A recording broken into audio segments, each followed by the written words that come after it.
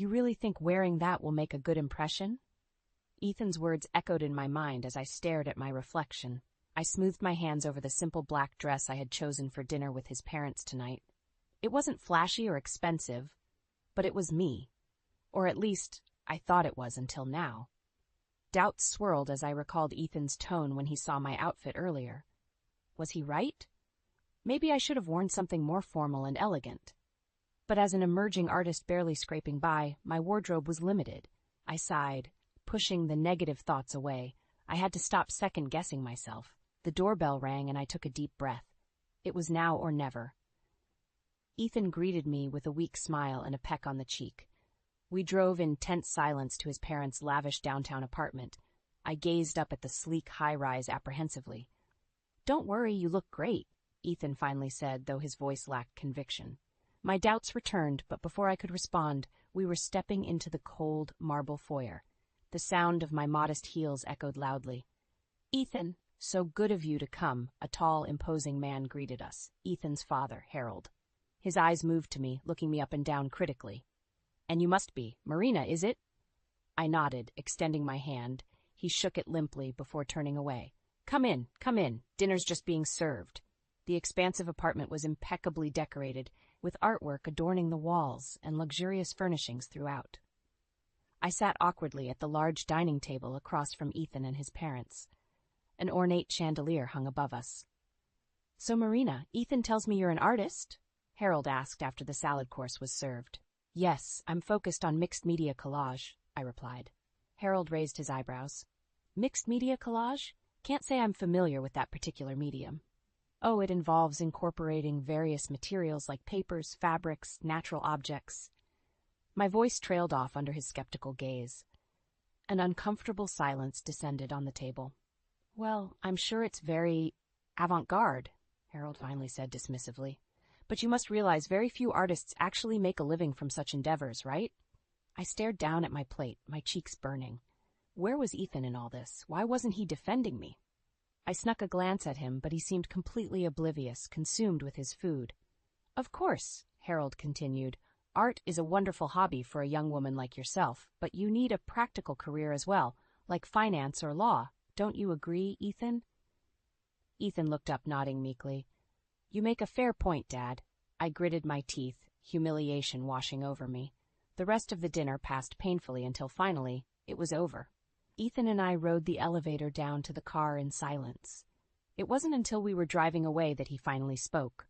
"I'm really sorry about my dad," he said half-heartedly. "You know how traditional and superficial he can be." I just stared out the window, holding back angry tears. Maybe this relationship was a mistake after all. The weekend after the disastrous dinner, I found myself reluctantly agreeing to a second meeting with Ethan's family. Part of me wanted to end things then and there, but another part still clung to the hope that maybe it was just first impressions. Maybe if I tried again, they would see me for who I really am. Ethan seemed genuinely apologetic about his dad's behavior. "Just give him another chance," he pleaded. "He's old-fashioned, but I know if he gets to know you better, he'll come around." I finally acquiesced, though I knew deep down it was a long shot. Harold and the rest of Ethan's family cared about one thing only: status. Still, I had to try for Ethan's sake. I decided to meet with my mentor Louise beforehand, hoping she could provide some encouragement. She was the one who had first encouraged me to pursue art, even when others said it was impractical. "This boy should be standing up for you," Louise said as we sipped tea in her cozy kitchen. "If he doesn't appreciate who you are, then he's not worth it." Her words resonated with me. I had compromised myself too much for Ethan, dimming my light to avoid outshining his inferiority complex. His weakness revealed the hollowness at the core of his ostentatious family. Their lives were dictated by petty hierarchies and prejudices. I left Louise's house with newfound clarity and a bold idea. I decided I would wear one of her pieces, an exquisite jacket made of paper, cardboard, and fabric scraps, to the family dinner. I knew Harold would scoff at it for looking like arts and crafts, but its beauty stemmed from Louise's brilliant technique of transforming discarded materials into art. The night of the dinner came. My hands trembled slightly as I fastened the final button on the jacket. This was my line in the sand. Ethan clearly felt some trepidation when he arrived to pick me up. "That jacket's different," he noted delicately. I lifted my chin, steadying my resolve. "Yes, it's one of a kind, like me." He nodded, looking away awkwardly. My courage grew. At Harold's apartment, I immediately felt his scornful glare on my outfit. But before he could deride it, I spoke up proudly. "My jacket was handmade by Louise Sanders. I'm sure you've heard of her brilliant found object creations." Harold paused, seeming temporarily impressed. "Louise Sanders? Isn't she that new avant-garde designer featured in Vogue last month?" "The one and the same," I confirmed. "Oh yes, of course," Harold exclaimed with forced enthusiasm. "Her work with recycled materials is so innovative." I smiled victoriously as we sat down to dinner. For once, the power dynamic felt shifted in my favor. Ethan kept grinning at me appreciatively throughout the meal. But Harold's superficiality shone through once again as he remarked, "You know, Marina, with Louise Sanders' pieces skyrocketing in value, you really should consider auctioning off that jacket. I'm sure you could make a tidy sum. You clearly have a good eye for fashion." I nearly choked on my wine. Even now, he could only see the monetary value of art and creativity. Louise and I were vessels for him to increase his fortune and prestige. The rest of the dinner passed in a blur. When Ethan dropped me home, I felt nothing but disdain roiling inside me. The time had come for me to stand up and walk away from this toxic, vacuous family. After the second disastrous dinner with Ethan's family, I found myself at a crossroads. The blatant disrespect and condescension I had experienced left me reeling. I knew I deserved better, but a small part of me still clung to the hope that our relationship could be salvaged. Ethan kept apologizing and begging me for another chance. "It will be different this time, I promise," he pleaded. "Just give them one more chance to get to know the real you." I was reluctant. The first 2 meetings had gone terribly, leaving me feeling belittled and small. But maybe I owed it to Ethan to try one last time before walking away for good. Before agreeing to anything, I met with my mentor Louise again, seeking her wisdom. She listened thoughtfully as I recounted the details of that night. Harold's dismissiveness towards my career, the passive aggression masked as superficial compliments. Louise shook her head, a hint of anger in her eyes. "This whole family sounds toxic, Marina. Sometimes you have to know when enough is enough." I knew she was right. I had compromised myself time and again to appease their egos. I deserved to be with someone who valued me for who I was. Still, there was a tiny part of me that hoped Ethan would finally stand up for me if I gave him this one last chance. I decided to agree to a final dinner, but I would do it on my own terms this time. No more diminishing myself for their comfort. When Ethan arrived to pick me up, I wore an even bolder outfit, adorned with pieces from several emerging designers. I could see the surprise in Ethan's eyes, but he said nothing as we drove to meet his parents. At dinner, Harold's eyes lingered on my clothes with unveiled disdain. Before he could make a snide remark, I spoke up. "I'm wearing some new designers, ones who are doing groundbreaking work experimenting with sustainable materials. Since you have such an interest in fashion, I thought you'd appreciate these conscious pieces." Harold's mouth snapped shut, unable to formulate a response. The rest of Ethan's family shifted uncomfortably. As dinner progressed, I continued speaking out passionately about my beliefs, challenging their superficial mindsets. With each word, I felt myself reclaiming my power. Ethan watched me with a stunned expression, like he was seeing me clearly for the first time. Finally, Harold sneered. "What's gotten into you tonight, Marina? This new attitude of yours is quite off-putting." I smiled calmly as I stood up from my seat. "With all due respect, nothing has gotten into me. This is who I have been all along. But instead of appreciating that, you have dismissed and belittled me at every turn. I see now that our values are simply incompatible. Ethan, I'm sorry, but we're over. I wish you and your family all the best." With that, I turned and walked away from that life forever, my head held high. I stepped out into the night feeling freer than I had in years. It was time for me to focus on people who would value me for who I was. This experience had given me the strength and clarity I needed to live authentically without compromising my integrity ever again.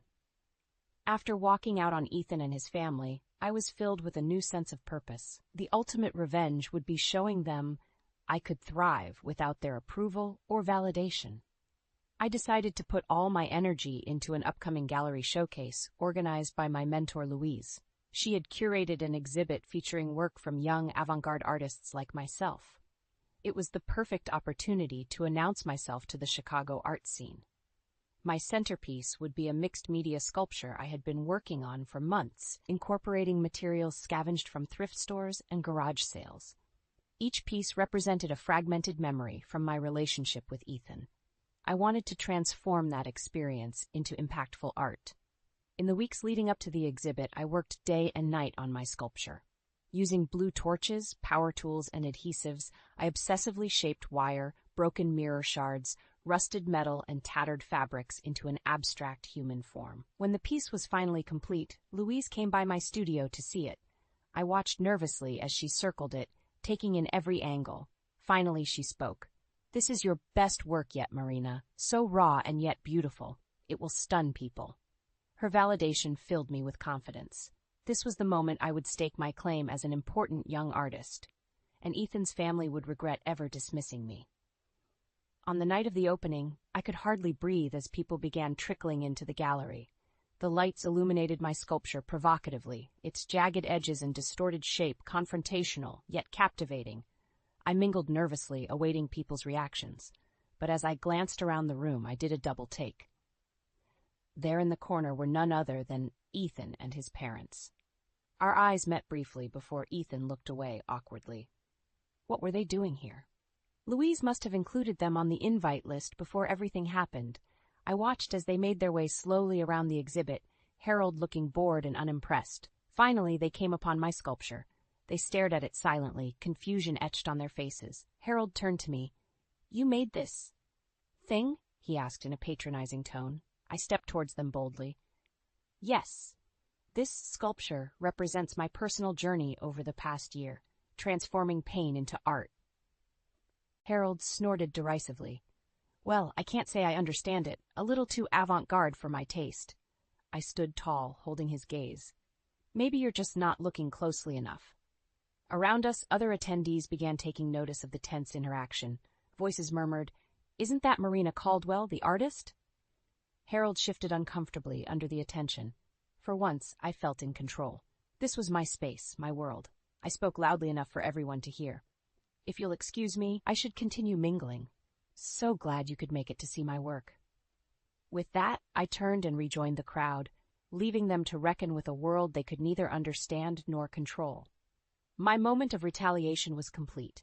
In the weeks following the art gallery showcase, I thrilled in the glow of my newfound success. The local press had raved about my bold and confrontational sculpture. My piece was now in high demand, with offers coming in from collectors across the country. After years of struggling and doubting myself, I was finally being recognized on my own terms. And knowing that Ethan's arrogant family had borne witness to my talent blossoming made it all the sweeter. One morning, I arrived at my studio to find an ornate envelope waiting on my work table. The return address was Ethan's parents' downtown high-rise. Curiosity mixed with apprehension as I tore it open. The heavy cardstock invitation announced the opening of a new contemporary art gallery in their building. At the bottom was a handwritten note from Ethan's mother. "Dear Marina, your remarkable work at Louise's recent showcase inspired Harold and I to venture into the art world ourselves. We would be honored if you would attend the grand opening of our gallery next weekend. We truly hope to see your sculpture displayed at the space one day." Warmly, Elizabeth I nearly burst out laughing. They wanted me to be part of their vanity project?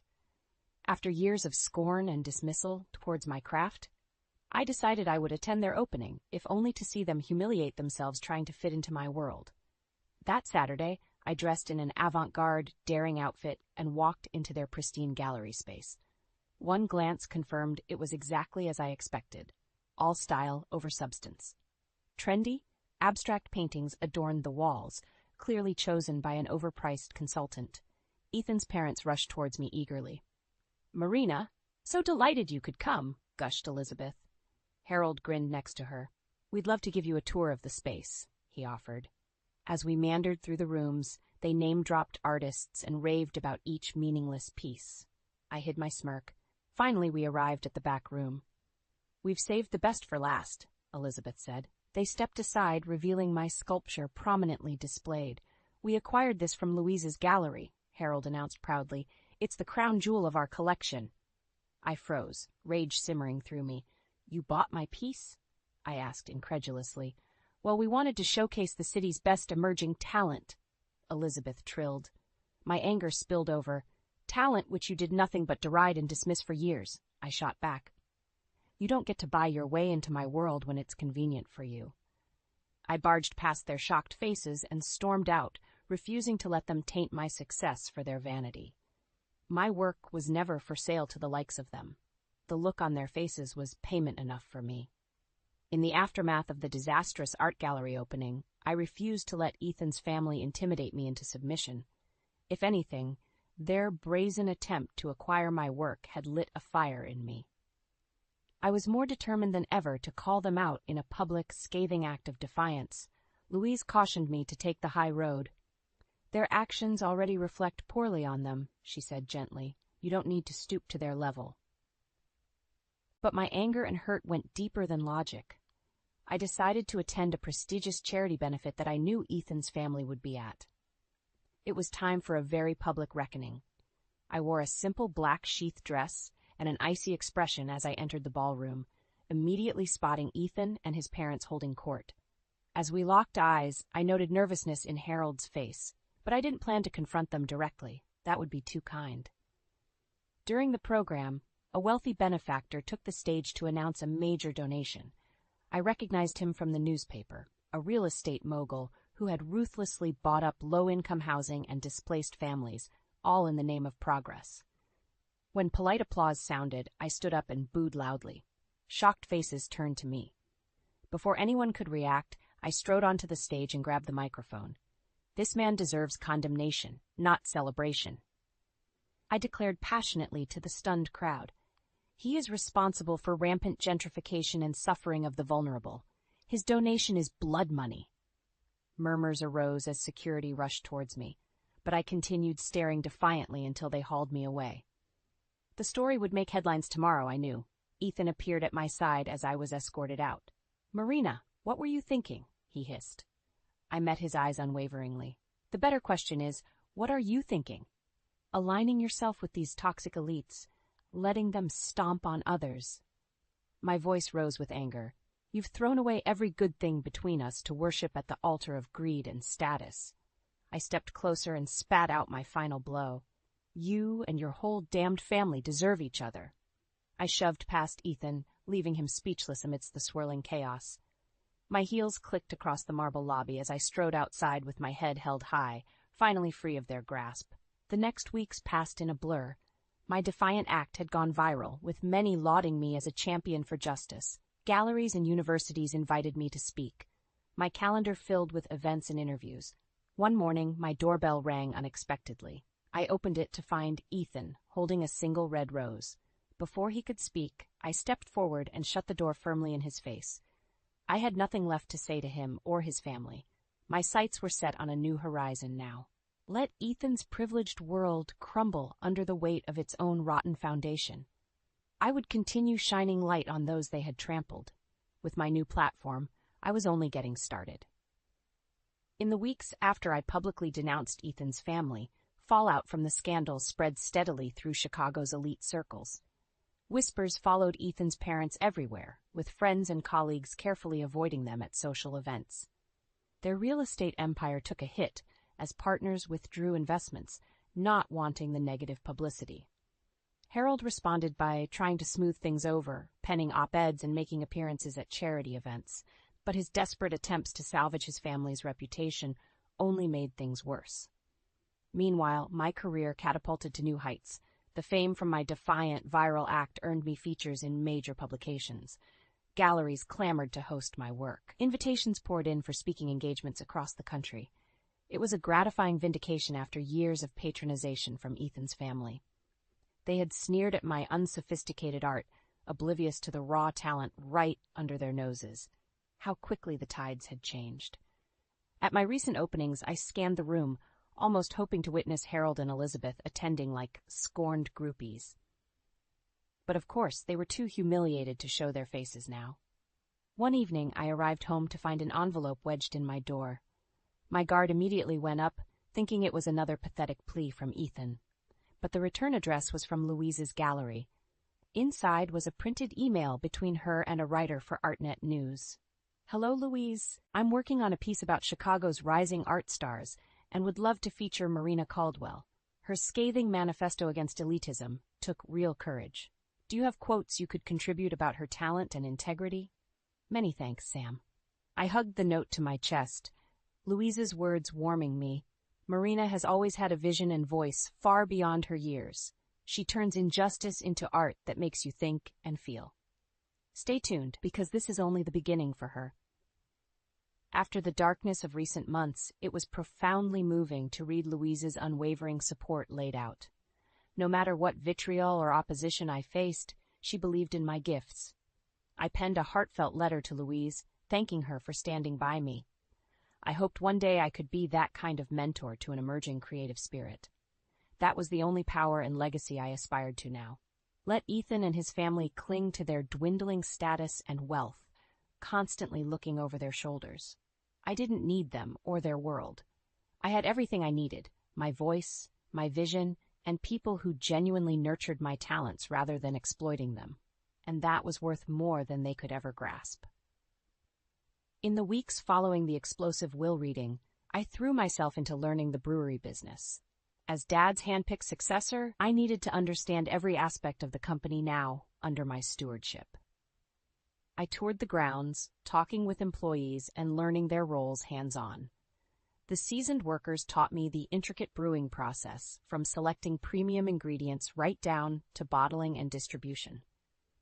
As I reviewed accounting records, the picture came into clear focus. Dad built this empire from the ground up, showing me the deeper meaning behind his years of endless work. The company meant far more than profit margins to him. It meant community, jobs for hundreds, partnerships with local farms, families sustained for generations.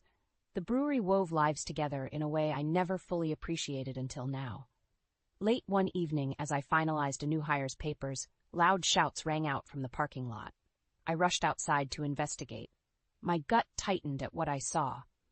Evelyn and Declan stood screaming at Tom, Dad's loyal head brewer of 20 years. In the shadows lurked several suited men with hard expressions. Evelyn's usually polished blonde hair hung in frazzled strands as she jabbed a finger at Tom. "You have no right to block us," she shrilled. "Marshall promised us control."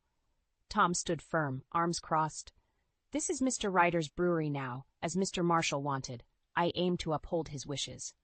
Declan grabbed Tom's shirt, wrenching the older man close. "Tell us the access codes to the system mainframe now," he growled, "or my associates will convince you the hard way." The suited men cracked their knuckles, malice glinting in their eyes. Tom paled but lifted his chin. "I won't betray Mr. Marshall's son. Do your worst." Rage exploded within me. I stalked forward, muscles coiled tight. "Let him go!" My shout echoed sharply. Everyone froze. Evelyn recovered first, her smile dripping false sweetness.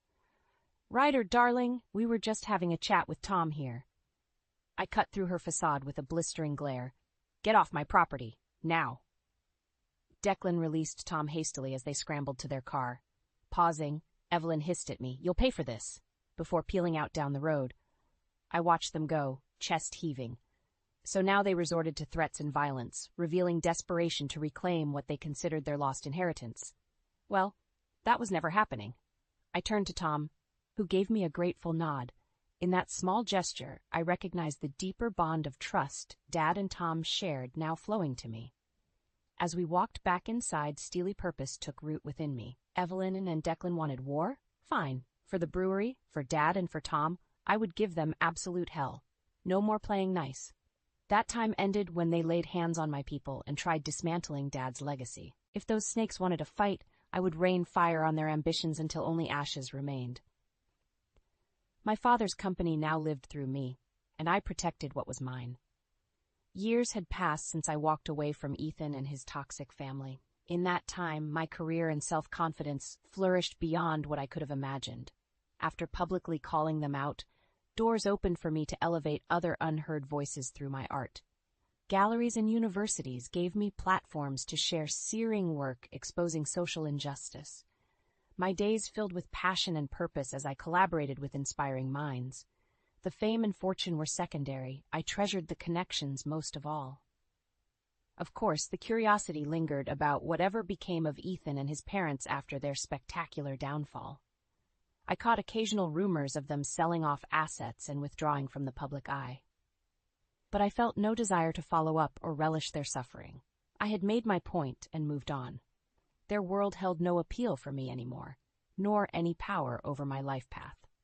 One morning, an envelope arrived containing a wedding invitation from my friend Sophie, another artist and outspoken spirit. I smiled, remembering late nights working together in my cramped studio, dreaming of the day our voices would be heard. That evening, I eagerly attended her show, first displaying the two of us as young hopefuls. Seeing our unjaded faces juxtaposed with who we had become was profoundly moving. Pride welled up in me for Sophie, and for my own growth. As I gazed at the photos, one figure standing sullenly in the corner caught my eye. Ethan. A part of our history together I had forgotten. Sophie noticed my stare and came over. "Ancient history," she said, squeezing my shoulder. I nodded, letting the past dissolve once more. At Sophie's wedding the next weekend, I toasted her and her husband, celebrating the power of love between partners who see each other fully. No pretense or jockeying for control, just joyful union. My own romantic life had seen ups and downs over the years. I endured some hard lessons on the path to knowing my worth, but I approached relationships now with wisdom to recognize truth and reciprocity. During the reception, Sophie's father Ron, a retired steelworker, approached me. "I'm so thankful Sophie had you as a friend starting out," he said gruffly. "You always valued her for who she really is." I squeezed his calloused hand, overcome with emotion. This was the only legacy I cared about, lifting up others so their light could shine. As a new day dawned, I awoke filled with gratitude for the hard-won lessons that shaped me. I had broken free from toxic expectations and found my voice. What lay ahead I didn't know, but I would meet it boldly, without compromise.